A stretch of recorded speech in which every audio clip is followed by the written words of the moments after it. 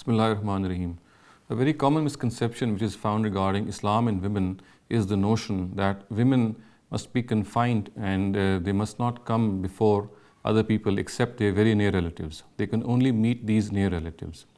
Now, this conclusion is drawn on the basis of a verse in Surah Ahzab, and as I have clarified elsewhere, this surah has a very specific background and it addresses certain issues which were specific to the times of the Prophet. The miscreants of Medina and the hypocrites of Medina had launched a vicious campaign to malign the personal lives of the wives of the Prophet. And in order to curb these subversive tendencies and these subversive activities, the Quran actually gave certain directives so that these wives of the Prophet should abstain themselves from certain activities so that these miscreants are not given any opportunity to cast aspersions on their character. So first of all, the wives of the Prophet, they are told that they are not like ordinary women. And if they want to pursue the pleasures of life and the luxuries of life, they can dissociate themselves from the Prophet and pursue their lives as ordinary Muslim women. And if this is not the case, then once again, they should realize the fact that as wives of the Prophet, their actions and their deeds, they entail a tremendous responsibility. So therefore, if they do some deed, which is a positive deed, they shall be twice rewarded for that. And if some negative thing emanates from them, then their punishment shall also be twice. They are told that they are pure ladies, they are noble ladies. However, it is essential that they be cleansed in the eyes of the onlookers also. And they be cleansed from in the eyes of the hypocrites and other people who are wanting to damage their moral character. So therefore, they are given certain directives in this surah, and amongst these directives is the one which we're going to discuss today. However, before these directives were given in Surah Ahzab, certain other injunctions were also revealed, and Muslim women were told that they must not speak gently and affectionately with such miscreants, and so that they should realize, and such people should realize, that they will not succeed in their subversive activities in this matter. Similarly, Muslim women, the wives of the Prophet, were told that they should also confine themselves to their homes.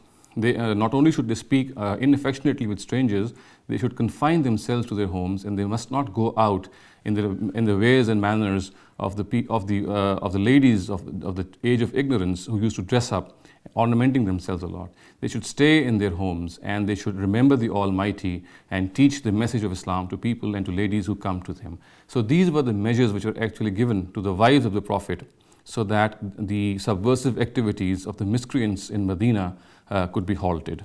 Now, amongst these activities was also the fact that it was soon realized that the miscreants of Medina were not desisting from their subversive activities. So even after all these measures, some further measures were given so that these activities could be subverted. Amongst these measures was the fact that they were told that they should not come before certain relatives, except for certain relatives. They should not show themselves to other relatives and to other Muslim ladies, and they should confine themselves.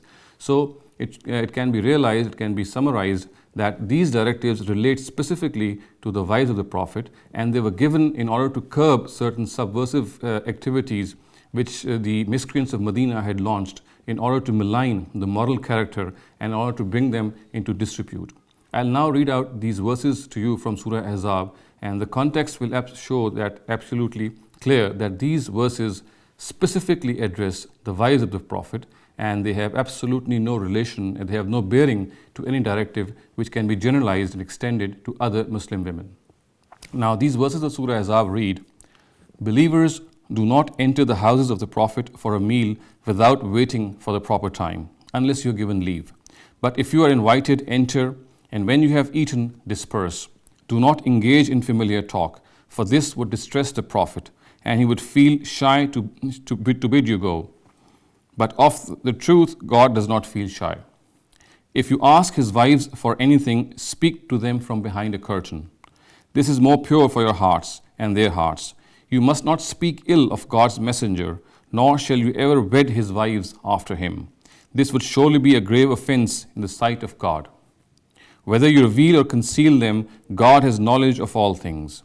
Now it shall be no offense for the Prophet's wives to come before their fathers, their sons, their brothers' sons, their sisters' sons, their women of acquaintance, or their slave girls. O women of the household of the Prophet, have fear of God. Surely God observes all things.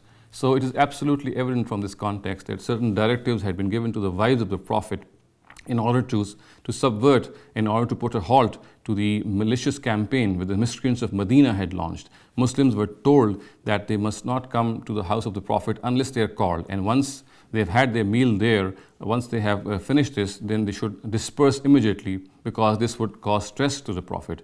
Also, it was told to the wives of the Prophet that they are the mothers of the faithful, they are the mothers of the believers, and no one after the Prophet can marry them. So amongst these directives was also given the fact that they were told that they should confine themselves to their immediate relatives. However, as the verse I have read out just says, that there are certain exceptions to this, and the wives of the Prophet can show themselves and meet themselves with other Muslim women. For example, as I said, it says that they can come before their fathers, they can come before their sons, their brothers' sons, their sisters' sons, and the women of acquaintance. So this is an exception to the whole directive.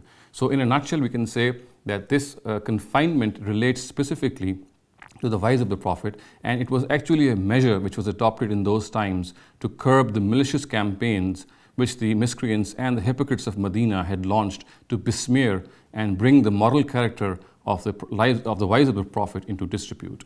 They have no bearing absolutely with other Muslim women. أقول قولي هذا واستغفر الله لي ولكم ولسائر المسلمين والمسلمات.